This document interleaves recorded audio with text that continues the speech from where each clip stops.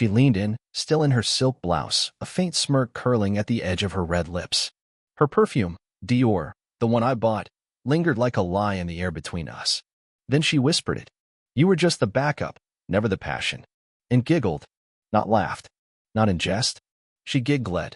Like a schoolgirl telling her friends how she cheated on a test and got away with it. Then she sipped her coffee, grabbed her bag, and walked out like she hadn't just detonated a bomb at our breakfast table. Said she had a big meeting at work. Blew me a kiss from the door. And just like that, Emily Carter, my wife of 10 years, vanished behind the garage door like nothing happened. But I didn't sit there like some stunned idiot. I didn't cry. Not yet. I stood up, walked calmly to her office upstairs, and opened her laptop. No password change. Amateur. What I found. It made my stomach flip like I'd been punched by someone I once trusted. A folder on her desktop named Notes. I clicked. Inside? Screenshots of hotel bookings. Voice memos between her and someone labeled M, her muse, apparently. Recordings of their late-night calls. A text document, God help me, of fantasies, detailed like a damn novel. None of them included me. My name showed up once. He'll never know. He's too soft. Too boring. But I need his name on the business for now. I needed air. I needed to scream, but I didn't. I downloaded it all. Every damn file. Then I went into her browser history. I shouldn't have, but I did. Searches. Prenup loopholes when husband owns majority. How to keep custody if husband travels. What if he finds out about the affair? I sent every file to my lawyer, Brian. Subject line, initiate. No explanation. He'd know what it meant. We talked before. I had suspicions. He told me to wait until I had proof. Now, I had it. I had everything. But here's where it got brutal. I didn't stop at sending the files. I called our company accountant, Jason, told him to freeze her access to the corporate account. I told HR to cancel her company card due to ongoing review of executive roles. And the kids? Jake and Zoe? I picked them up from school early. Told the principal there was a family emergency. There was. We drove to my brother's lake house. Quiet. Secluded. Secure. I didn't tell them everything yet. Just enough to know they weren't going home tonight. Then I waited. Emily didn't text. Didn't call. She didn't even notice her company email was disabled until the next morning. She messaged me at 8:47 a.m. Hey, babe, weird issue with my card. Can you check? I didn't respond. She texted again. Then she called. 10 times. Finally, she left a voicemail. Her tone was sharp. Bossy. Like I was an intern who screwed up her coffee order. Liam, what's going on? I have meetings. I'm locked out of my email. Fix this. Fix this? Fix this? By noon, I sent her one sentence via text. You were just the backup, remember? No emoji. No punctuation. Nothing. An hour later, she was outside my brother's place, sobbing into the Ring camera like it was a funeral. But it wasn't one. Not for me. It was the beginning of something else. Because I didn't just take the house. I didn't just take the kids. I didn't just remove her from the company. I took her world and made it mine. The day after I sent that text, silence crawled into the space between us like a fog. But not for long. Emily wasn't used to being ignored. She was the kind of woman who spoke in ultimatums and expected applause. She loved being worshipped, feared silence more than death. That morning, she showed up at my brother's lake house wearing sunglasses too big for her face, probably to hide the puffiness from crying all night, or maybe just to look dramatic. She stood at the gate like a rejected actress demanding a reshoot. Liam, she screamed toward the camera. This is insane. You're overreacting. I didn't answer. But my lawyer did. She received the first official letter from Brian by noon. It was a notice of separation, a temporary custody claim for the kids, and a demand to vacate the house, effective immediately. You should have seen her reaction. I watched through the security app as she stomped across our driveway in her heels, yelling into her phone, pacing in circles like a lioness in a glass cage. She hadn't expected that. Because in her head, I was just Liam, the guy she married because he was stable, reliable, safe, not dangerous, not calculating, not the kind of man who could gut her life with a signature and a smile. But she should have known better. When I married her, I was already building my software firm from scratch. She was just an office assistant in the same building. Pretty, sharp-tongued, ambitious. She called herself a visionary, but never had the discipline to finish anything. I brought her into my world, Gave her co-founder status after the business took off, stupidly thinking we were building a legacy together. Turns out, I was just scaffolding for her fantasy. The man she was seeing from the messages wasn't some mysterious stranger. His name was Mason Fields, a real estate agent known more for his Instagram abs than any actual sales. He wore watches he couldn't afford and borrowed money from friends he never paid back. And she threw away 10 years of marriage for that. I found out everything. I had my assistant dig through his online footprint, bank history, even his criminal record. A DUI from 2 years ago. Unpaid taxes. One lawsuit from a former girlfriend for emotional abuse. The man was a walking red flag, and she brought him into our home. I'll never forget the message she sent that night. "You can't just erase me, Liam. This was our life too." I responded with a single document, a full printout of her messages, screenshots of her video calls, and my official claim for full custody supported by the evidence I collected. 10 minutes later, she called sobbing. The same woman who once said, "He'll never find out. He's too busy being the nice guy," was now crying into the phone, begging for just one more chance to talk this through. But I was done talking. I wanted her to feel it. Not just the betrayal of being caught, but the humiliation of being outplayed by the man she thought was weak. And here's the real twist. Emily didn't just cheat. She tried to plan around me. There were signed documents on her laptop where she attempted to reroute shares of our company to her personal account under the guise of a restructuring plan. Fraudulent. Illegal. Stupid. Brian smiled when he saw them. "We can bury her with this," he said. I didn't want to bury her. I wanted her to live in the wreckage. To walk through the ashes and remember that I built the house she tried to burn down. So while she cried on her mother's couch, Mason was already gone, vanished when the money dried up. And me? I was just getting started. Because this wasn't revenge. This was justice. Emily thought silence was surrender. She had no idea it was the sound of precision, of a blade being sharpened in the dark. 3 days passed. The house was stripped of her things, furniture she picked, paintings she faked interest in, even the wine fridge she bragged about during dinner parties. Gone. I replaced it all. Not because I needed a fresh start, but because I wanted to erase every trace of the illusion she created. Meanwhile, Emily spiraled. Her texts bounced between begging and threatening. "Liam, please, I need to talk to the kids. They miss me. I'll go to the media. You're kidnapping them." I didn't mean what I said. I was angry. You were never man enough to handle a woman like me. It was like watching someone drown in their own lies. And I didn't throw a rope. Jake, our son, started asking questions. "Why isn't Mom calling me back?" I didn't lie. I looked him in the eye and said, "Because she's figuring some things out." He nodded, almost too wisely for a 10-year-old. He'd seen the cracks before I did. I remembered him saying once, "Mom always laughs at you when you leave the room." I brushed it off at the time. I thought maybe I misunderstood. I didn't. Zoe was younger, only 6. She still drew pictures with Mommy holding hands with Daddy. I didn't have the heart to correct her yet. But the day would come. By the end of the week, Emily filed an emergency motion in court for temporary custody. She thought she could walk in, smile, cry, play the victim. But my lawyer brought a folder. He laid it on the judge's bench like a coffin lid. Screenshots, audio recordings, emails, evidence of her affair, her manipulation, her plan to transfer assets behind my back. And then Brian, the shark in a tailored suit, asked the court to consider one final item, her recent psychological assessment. Turns out, she had been flagged by our children's school counselor months ago for erratic behavior. I didn't even know. Emily came out swinging in court, but she didn't land a single punch. The judge ordered supervised visitation only. She lost it. Screamed in the hallway. "You set me up. You bastard, you orchestrated this." I stood there, calm, hands in my pockets. "No, Emily. I just paid attention." That night, she sent me a voice message. Her voice was cracked, desperate. "I'm sorry. I didn't mean to hurt you. Mason made me feel alive again. And you were always working, always serious. I needed to feel like a woman again." A woman again? She burned our entire life for a man who couldn't even keep his own lights on. But I didn't reply. I just forwarded the message to my lawyer. Let the court hear her truth. Here's the part she never understood. I wasn't fighting her because I was angry. I was dismantling her because she underestimated me. She thought I was boring, predictable, weak. What she didn't know was that I had trained my entire life for storms like this. Built a business from ashes. Survived betrayal before. I had already buried the old me, the man who ignored the signs, who let things slide to keep the peace. Now, I was a new man. And she? She was just a cautionary tale with lipstick and a broken crown. That weekend, the kids and I went to the beach. We built sandcastles.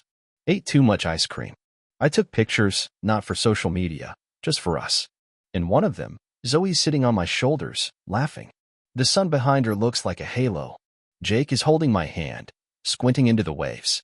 I looked at that picture later and thought, this is what survival looks like. This is what winning looks like. The real twist came not from Emily's affair, but from how deep her lies went. You see, betrayal doesn't always begin in a hotel room or between the sheets. Sometimes it starts in whispers, subtle digs, quiet shifts, cold glances at dinner. And now that I had distance, I saw them all. Like a puzzle I'd been too blinded to solve. But nothing prepared me for what Brian uncovered next. He called me one morning, his voice low and steady. Liam, there's something else. You might want to sit down. Turns out Emily had been signing loan applications under our company's name. Small amounts, $10, 000 here, $20,000 there, just enough to stay off my radar. But they added up. Over $180,000 in quiet debt tied to our business, funneled into shell accounts and spin on God knows what. She leveraged your name and collateral to fund this affair, Brian said. I stared at the report in my inbox, numb. She hadn't just betrayed me emotionally. She committed fraud. She risked our entire livelihood, our employees, our kids' future. She wasn't just a liar. She was dangerous. And still, she tried to paint herself as the victim. 2 days later, I received a certified letter from her new attorney. In it, Emily claimed I was emotionally neglectful, that she had been driven to desperation, and was now seeking compensation for her contributions to the business. Compensation? For betraying me? For bleeding the company dry behind my back? It was almost laughable if it didn't make my blood boil. But I kept my calm. That was always my weapon, stillness. I didn't explode. I prepared. Quietly. Precisely. Brian filed a countersuit. He added charges of financial misconduct, breach of fiduciary duty, and marital fraud. We attached screenshots of transactions, audio from her own voicemails, proof she had been siphoning funds to help Mason buy a condo. She signed the wire transfers herself. It was game over. Except Emily, like most narcissists, didn't know when she'd lost. She called me one night from a blocked number. I didn't answer. But she left a voicemail I'll never forget. You think you've won? You think taking everything makes you the bigger man? You were never enough for me. You never made me feel desired. Mason made me feel alive. You were just background noise. I saved that message. Not for court. For me. To remind myself why I would never take her back. The next day, the kids had their first supervised visit with her. A court-assigned observer met us at a small cafe halfway between my place and hers. Emily walked in wearing oversized sunglasses again, this time with trembling hands and a forced smile. She knelt to hug Zoe and Jake. Jake hugged back stiffly. Zoe hesitated. Emily's eyes met mine across the table. I could see it in them. Fear, regret, the realization that the fantasy she chased had turned to ash. But I didn't gloat. I didn't sneer. I just said, 15 minutes. That's all. The visit was awkward. Zoe asked why Mason wasn't there. Emily choked on her answer. Jake didn't speak at all. When time was up, they got in the car quietly. No tears. Just silence. I looked in the rearview mirror as we pulled away. Emily stood there alone, still wearing that smile like a broken mask. She thought she could juggle lives, be a mother, a mistress, a fraud, all at once. But reality doesn't bend forever. Eventually, it breaks. And now she was the one watching her world shrink. Not me. I had already stepped out of the illusion. I was finally free. There's a strange peace that follows after destruction, like walking through a battlefield once the smoke clears. You're not celebrating. You're not mourning. You're just there, breathing in the silence. That's where I was. The court had sided with me again. Emily's emergency custody request was denied again. Her financial misconduct charges were being reviewed by a forensic accountant. And Mason? According to my PI, he'd fled the state once Emily's accounts were frozen. Not a goodbye. Not a message. Just gone. But she wasn't done yet. The next grenade came in the form of a social media post. A black and white photo of her holding Zoe from 2 years ago, captioned, "Some people destroy families just to feel powerful. I won't be silenced." The comments flooded in. Her friends, the same ones who sipped our wine and praised our perfect marriage, chimed in with blind sympathy. Stay strong, girl. Men never know what they've got until it's gone. He's trash. Always knew it. I didn't respond. But screenshots were taken. Brian archived them all. Because here's the truth. I didn't care what she posted. I cared about the kids. And what she didn't realize was how much damage she was doing to herself every time she tried to twist the narrative. The court watches. Always. Jake came into my room one night holding his tablet. Dad, why is Mom calling you a monster online? I felt something crack in me then. Not rage. Not even sadness. Just fatigue. I put my hand on his shoulder and said, because when people lose control, they start saying anything to get it back. He didn't ask more. He just nodded and sat beside me. Silent. Stronger than he should have been at that age. That weekend, I did something unexpected. I visited the old house. It had sat empty since I kicked Emily out. I had the locks changed, the security system upgraded, even hired a crew to clear out the last of her things. But I hadn't stepped foot in it myself. Not until then. I walked room by room. The dining table where she once laughed too loudly at Mason's texts. The bedroom where she said she was too tired for weeks. The kitchen where she'd give me a peck on the cheek with eyes that had already moved on. And then, I opened the office door. It was exactly how she left it. Her mug still on the desk. A sticky note with a to-do list written in that sharp cursive I used to admire. But now? Now, it just looked like evidence. I sat at the desk and stared at her chair. Then I picked up my phone and called the realtor. Told him to list the property immediately. This house wasn't ours anymore. It wasn't a home. It was a coffin of memories I no longer needed. Within hours, the listing was up. By morning, there were 2 offers.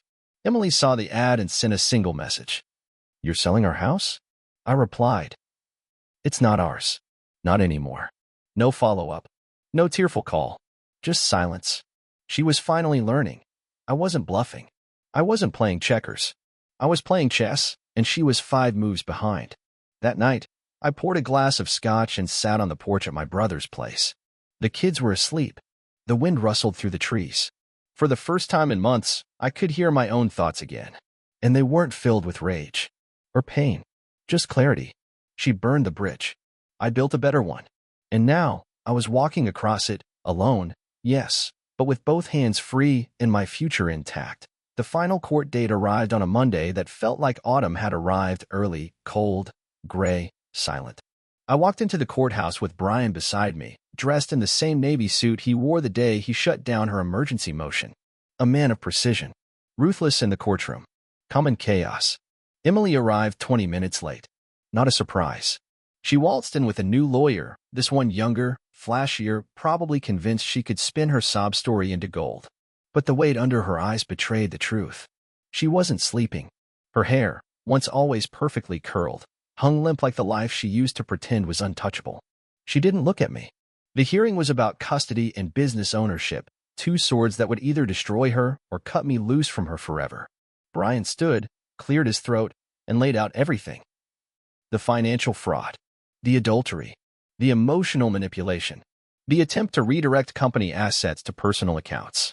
Then he played her voicemail, the one where she said, "You were just the backup, never the passion." It echoed through the courtroom like a shot. Emily shrank in her chair, face flushing as the judge stared at her with something between disbelief and disgust. Her attorney tried to object. Denied. Then came her turn. She took the stand with a tissue already in hand. Crocodile tears. Voice quivering. She spun tales of loneliness, emotional starvation, how she felt invisible in our marriage. I didn't mean to hurt Liam, she said. I needed something real. Mason made me feel seen. The courtroom was dead silent. And then Brian leaned in and dropped the final blow. Your Honor, Exhibit 42. He passed over the printed text messages Emily had exchanged with her friends. Screenshots from private chats.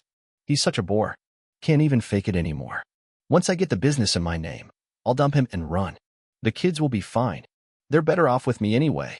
The courtroom gasped. I didn't flinch. Because I already knew. But now, everyone else did too. The judge called a recess. Outside the courtroom, I sat on a bench while Brian reviewed notes. Emily walked past us toward the restroom and suddenly stopped. Looked at me. You're really going to take everything? She whispered. I stood slowly, my voice low. No, Emily. You did. She blinked. Her lips parted like she wanted to throw another insult. Another dig. But nothing came. She turned and walked away. And in that moment, I didn't feel anger. I didn't feel pity. I felt distance. Like the woman I once married had died long ago, and this version was just a ghost in designer heels. After the break, the judge returned with a decision. Sole custody, awarded to me. Business ownership, 100% in my name. Visitation, conditional, monitored for 6 months.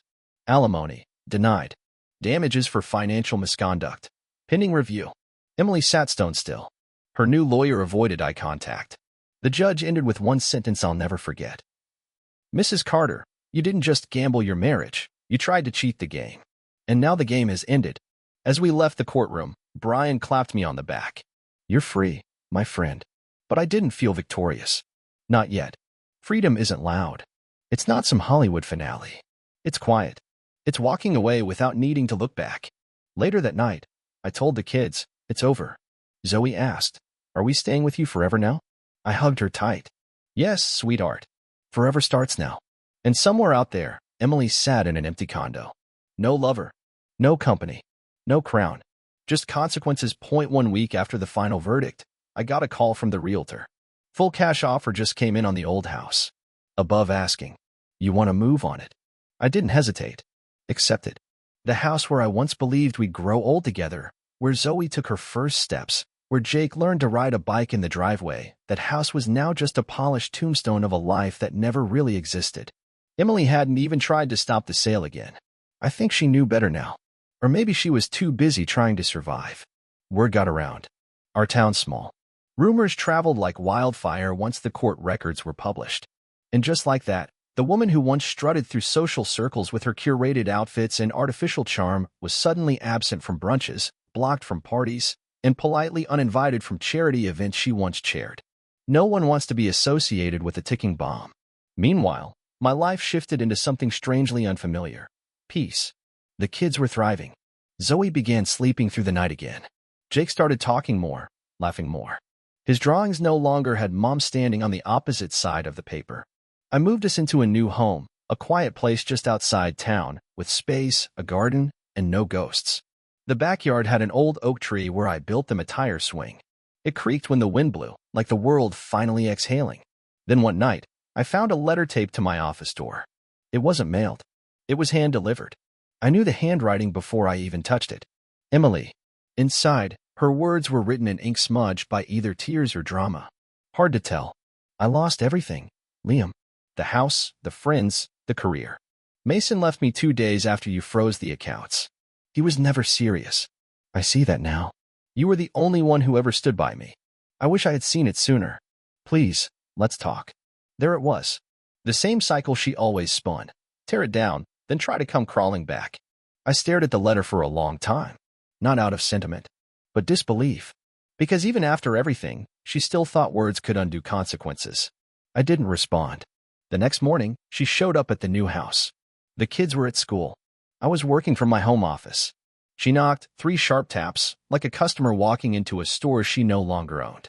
I opened the door. She looked thinner, older, worn. 5 minutes, she said. I stepped outside and closed the door behind me. She tried to smile. Failed. I've lost everything, Liam. No, Emily, I replied calmly. You gave it away. She blinked fast. I wasn't thinking clearly. I didn't expect that I'd fight back. I cut in. She lowered her gaze. I thought you'd just move on like always. Stay quiet. Be the good guy. I nodded. You were right about one thing. I was the good guy. Until the good guy realized he was just her backup plan. Her eyes glossed over. She reached into her purse, pulled out a necklace, mine. The one I gave her on our 5th anniversary. I kept this. I thought maybe. I stopped her with one sentence. Keep it. A souvenir. Then I walked back inside.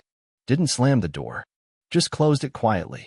And as I watched her car pull away through the window, I realized something powerful. I didn't need closure. She did. But I'd already given it to her signed, sealed, and documented in court. That chapter was closed. Locked. And I was writing something new. Not revenge. Not regret. But rebirth. The day the final payment cleared for the sale of the house, I stood outside my new place, coffee in hand, the morning sun creeping across the lawn, and I realized something I hadn't let myself admit until that moment. I didn't just survive. I won, but not in the way most people think. Winning isn't about the gavel dropping in your favor or the bank account numbers rising. It's not about seeing the other person broken or hearing they've lost everything. It's about walking into your own home and feeling safe. Sitting at the dinner table with your kids and knowing every smile is real. Sleeping in peace. Waking up without dread. Freedom, that's the real victory.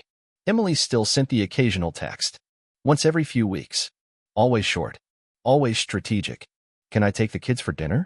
I left something in storage. Can I grab it? I've been thinking a lot. I never blocked her, but I never encouraged her, either. I followed the court agreement. Supervised visits. Scheduled calls. Nothing more. Jake stopped asking about her. Zoe, less and less. Children know. They may not understand every detail, but they feel truth in ways adults often ignore. And what they felt now was peace. Routine. Love without chaos. Brian and I sat down for drinks a few weeks later. He raised a glass. To clean slates, he said. I laughed. To lawyers who were half executioner, half therapist. He grinned.